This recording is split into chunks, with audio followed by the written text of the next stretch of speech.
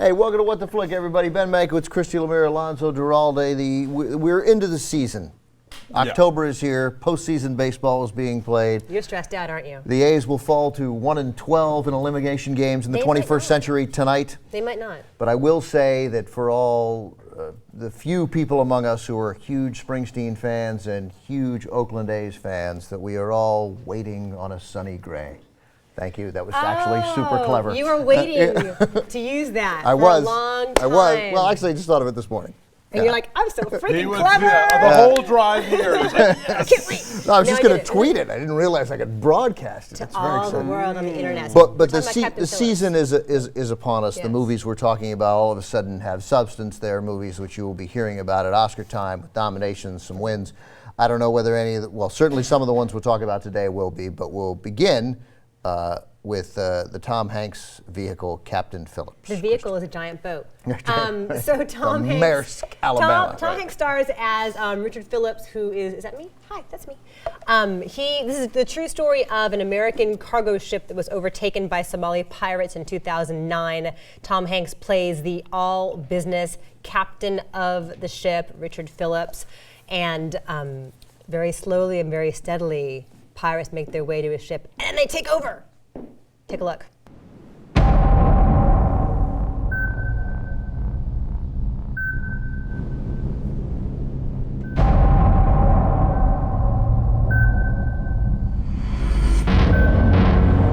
This is Maersk Alabama. We have 2 skiffs approaching. Potential piracy situation. Copy, Alabama. You should alert your crew and get your fire hoses ready.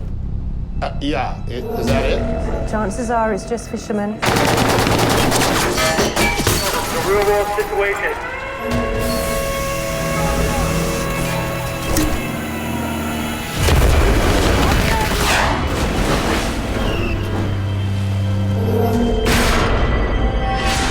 Listen up. We have been boarded by armed pirates. If they find you. Remember, you know the ship. They don't. Look at me. Sure. Look at me. Sure. I'm the captain now. These aren't fun, like happy singing Jake and the Neverland Pirates. I kind of wanted that. I wanted more songs. You wanted the Jolly Roger? I was confused because not one of the Somali pirates had an eye patch. Or a parrot. No. Or a peg leg. It was, so I was naturally disappointed. Yeah, these are real pirates. Mm-hmm. I was, I think, much more taken with this movie than you guys were, and I don't. But you liked it, I guess, overall. But I really, I thought I'd give it a higher. No, I gave it. I can't. Oh, you did? Okay, I'm the big sorry. winner on All this. right, fine. Because I thought it was great, and I am predisposed to when Paul Greengrass, the director, is at his best to think that that's about as good as you can make this kind of movie. I mean, United 93 has stayed with me in a way that most movies don't. I remember moments from it. I remember I remember feeling this enormous sense of anxiety in United 93, and I think we can all agree that it is quite an accomplishment when you can do that with stories where everyone knows what happens. Well, yeah, that's always a challenge that you can create suspense. My go-to on that one is always Apollo 13. Mm-hmm. Like, we know they landed, we know they got back alive, and yet the whole movie you're like, oh my god, are they gonna make it? So yeah, I think he generates that sort of thing in this movie. Well, I don't know. What do you? Here's my deal with this, and I like United 93 a lot, and I like Paul Greengrass quite often. He did the last 2 Bourne movies, but there are the second and third ones. The second and third ones. He didn't. That's right. There was a 4th one. Right, The Jerry Renner right, one. yeah, Yes, yeah. second and third ones. But he just can't help himself, right? So there are moments where there's enough inherent drama. Mm-hmm. And yet he will overload it with more shaky cam, with more overpowering score. I think about the last couple of scenes in the film, and it's not a spoiler because we know that Richard Phillips lives because he wrote a book that this film is based on.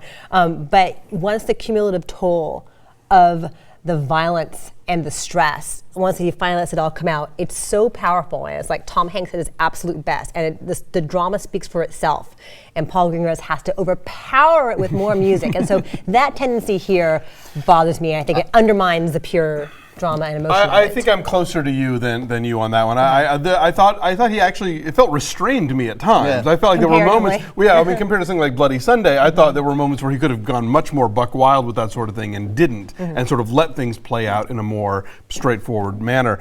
My beef with this movie is that, I mean, yes, the pirates are the bad guys and they're the villains of the piece. I get it, and that's fine.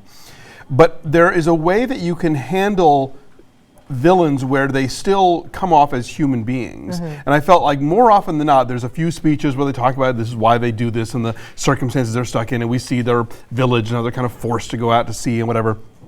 But Greengrass so often shoots these guys where they're in kind of semi-shadow and their eyes disappear.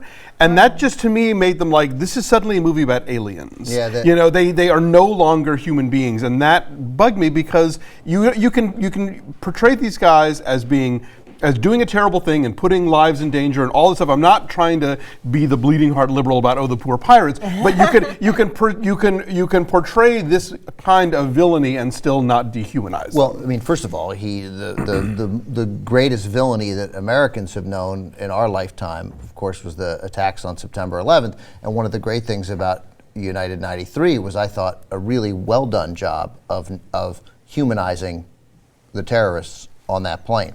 You know, one of them had, as I said, the movie has stayed with me enormously. There's one great scene in that where the guy is praying to Allah and other people on the plane are praying to God, and there's a definite Greengrass equation where he, that I thought was powerful and effective.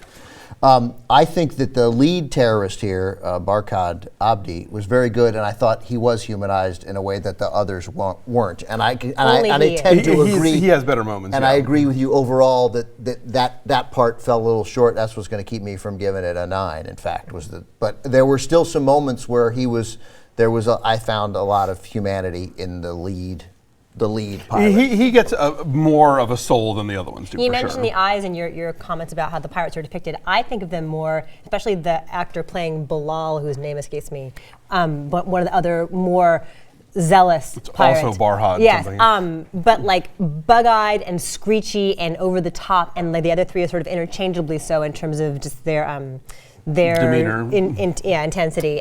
But yeah, the actor playing Muse, especially because he is so slight and almost totally emaciated. Yeah, his nickname is Skinny. Yeah, but he's still intimidating. He runs shit, and he's really, really scary. And the moments where Tom Hanks is trying to manipulate him and kind of misdirect him and protect his people, like those are very, very tense without being violent or bloody or nutty. They're just tense in their quietness. How many script pages do we think they sent Catherine Keener? Oh, I know, right? She's in like one scene. I'm glad you brought that up because she's in the first scene of the movie where we meet Tom Hanks. She plays his wife.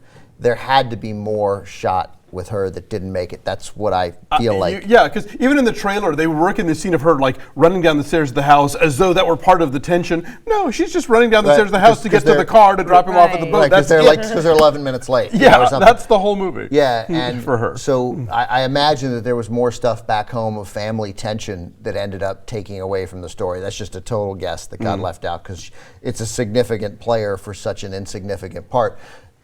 She drives Tom Hanks to the airport. It's the first scene of the movie, and they have this big, weird conversation about the dangers in the world that they're. Oh yeah, it reminded me of that scene in Hairspray where Divine started saying, "It's the times, Wilbur. They're a changing. Right. Something's blowing in the wind." It's just such an odd, like, boy, stuff is hard now conversation that didn't feel like. By a landslide, it's the worst scene of the movie. I mean, it's the opening scene of the movie. It doesn't belong. It's weird, and then so I thought I was set up then at that point for. Oh, this is going to hit us over the head with righteousness. And then it does not in any way. They drop it but it's a bad opening scene. And then once we get to Tom Hanks and the meticulousness of him, he's such the character is so enormously credible because this guy who is an enormous hero, but is like a hero by accident. I mean, he's kind of shitty to his men. He's all business. He's all business. He's a taskmaster. Yeah. So I mean, shitty in that he's not one of the boys. He's not instantly appealable. He's actually kind of dull. Yeah, he's not rakish. Right. And that It's not like George Clooney Exactly. playing him. I tend to think that the way, forgive me for this, Alonso, that Brett Favre was overrated as a quarterback Do you know through who no. Brett Favre is? I know. Yeah, he was in There's Something About Mary.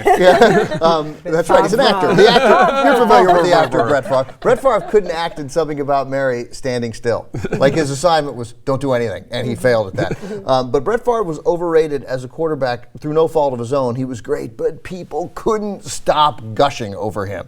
And I feel somewhat that way about Tom Hanks, who I'm like, calm down, right? Except then I see a movie like this and I think, Jesus, he's one of the great actors of this generation. I mean, I think he's just phenomenal. Because what he used to do is subtle and small in the beginning, and then it has to change. He has an amazing arc as the film goes on, and the last scene is so powerful. And it's, I mean, I don't want to necessarily equate the two, but it kind of reminded me in a sense of what, because he spent so much of the movie being held hostage, and so having to behave in a sort of, in that kind of way, it reminded me of what's so good about Forrest Whitaker in The Butler, where he has to play a character whose defining trait is sort of trying to disappear into the woodwork. You can see him trying to, not rile his captors, but at the same time trying to sort of feel them out, figure out what they're doing, talk some sense into them before things go too There's far. just moments when Hanks shows terror or sympathy or fear without speaking, when he's based on the information that his captors, that the pirates are receiving. And that when they start to freak out about something, he reacts to that without speaking, and I thought really effective. I just think, here, newsflash, Tom Hanks really good. It's also a really, really well-made film. You mentioned the scene from the lifeboat where he has to be really small. I mean, it's a very confined space quite frequently, even though it's a gigantic cargo ship. Once they end up on the little lifeboat, they have to do a lot with a small space and still convey like perception and depth and how they're all maneuvering each other. So, yeah, I think it's probably a really tough film to make, and he brings us in this intimate place. So, yeah. Like I said, I liked it a lot. I gave it an 8.8. I think this is a really great movie. 7.6. I think there's a lot I like about it, and the performances are terrific. Again, the thing with the pirates was really bugging me after a while. I hear you on that. I'm giving it a 6.8. I think it could have been even more tense if it had been a little bit shorter. It's 2 hours and 15 minutes long. I'm not sure it needs to be that. My ass didn't feel like it was 2 hours I and 15 felt It's minutes. the Alonso ass meter. Yeah, it's like me and Harry Cohn. Alonso, exactly. I don't know. I thought it was. I think it's top notch, and I think that Hanks will certainly be in the running for an Oscar nomination. I can imagine Wouldn't be that. surprised. Not a winner, but a nomination. Bye. Oh, 7.7. Oh, yeah. And very highly Math. rated on the Tomato Meter. It's like 90% on Rotten over Tomatoes right 90% now. on the Tomato Meter. Bye.